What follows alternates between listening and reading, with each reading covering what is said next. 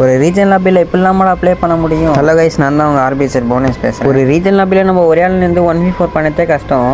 So அது மட்டும் இல்லாமல் நான் ஒரே ஆள் இருந்தால் 2 டீம் வெயிட் பண்ணியிருப்பேன். ஸோ அதை மறக்காமல் நீங்கள் வெயிட் பண்ணி பாருங்கள். அதை பார்க்கறதுக்கு முன்னாடி நான் ஒரு தமிழ் பேருக்கு சப்போர்ட் பண்ணும் ப்ரோ அப்படின்னு நினச்சினா நம்ம சேனலில் ஒரே ஒரு சப்ஸ்கிரைப் பண்ணிக்கோங்க. அப்புறம் இன்னொருத்தன் லாங்கில் இருப்பான், அவனுக்கு தரமான ஹெட்செட் வச்சு அவனையும் நாக்கு வச்சிருப்போம். ஸோ இன்னும் ஒருத்தவன் தான் அவங்க டீமில் இருப்பான். ஸோ கீழே பேக் அடிப்பான். நம்ம ஒரு தரமான ரெசர்ச் M590 வச்சு ஒரு தரமாக இந்த டீமே வைப் பண்ணியிருப்போம். வெயிட் பண்ணுங்க. இதோட நம்ம இவங்களுக்கு டீம் வைப் பண்ணிட்டு நம்ம பீக்கு போவோம். கடைசியில் அங்கே பார்த்தீங்கன்னா ஒரு ஸ்குவாட் இருக்கும். ஸோ அதில் ஒருத்தவன் நாக்கு வச்சிருப்போம். இல்லை செக்யூர் பண்ணலான்னு பார்த்தா நம்மளுக்கு ஒரு தரமான டேமேஜே கொடுத்துருப்பாங்க. சரி, நம்ம சுற்றி ஒரு குளோவில் போட்டு ஒரு மெடி போட்டு அப்புறமேட்டா நம்ம ரஷ் அடிச்சு ஒருத்தனை நாக்கே இல்லை செக்யூர் பண்ணலாம் பார்த்தா அவன் டீமால் வந்திருப்பான். ஸோ அவனுக்கு ஒரு என்ன போட்டு ஒரு தரமான டேமேஜ் கொடுத்துருப்போம். டேமேஜ் கொடுத்துட்டு நம்ம பேக் அடிக்கலாம் பார்த்தா இன்னொரு எனிமே ரைட் சைடில் ஏறுவான். ஸோ நம்ம மெடி போட்டு வெயிட் பண்ணியிருந்தோம். அவனுக்கு ஒரு தரமான டேமேஜ் கொடுத்து நாக்கு வச்சிருப்போம். நம்ம ஸ்கேரை வச்சு கில்லு செக்யூர் பண்ணலாம் சொல்லி கில்லு செக்யூர் பண்ணலாம். அவங்க டீமால் வந்திருப்பான். ஸோ அவனுக்கு ஒரு தரமான டேமேஜ் கொடுத்து இந்த டீமே வைப் பண்ணியிருப்போம். இந்த டீமை பிடிச்சிருந்தா ஒரு லைக் பண்ணிட்டு பாருங்க. ஸோ பை கைஸ், அடுத்த நல்ல வீடியோவில் பார்க்கலாம்.